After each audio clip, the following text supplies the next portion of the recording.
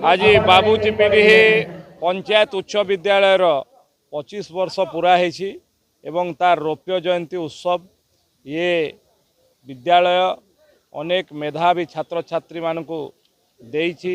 आज समाज गठन रे देश रे अनेक छात्र छात्री ए स्कूल रु जाई आज देश सेवा रे नियोजित अछंती। मु आज रौप्य जयंती रे जो माने स्कूल को आरंभ करथिले जो माने विभिन्न झड़झंझा भितर स्कूल को आज एपर्यंत नहीं मु तांको कृतज्ञता ज्ञापन करुच्ची, धन्यवाद अर्पण करुच्ची। एवं आज गोटे खुशीर कथा आईटीडीए रो ये वर्षर एक्शन प्लान रे ए स्कूल रे गोटे 50 बेडेड 50 सीटेड हॉस्टेल हबो। एठी एक्स्ट्रा क्लासरूम मध्य हबो, एठी जल जोगान रो व्यवस्था मध्य हबो।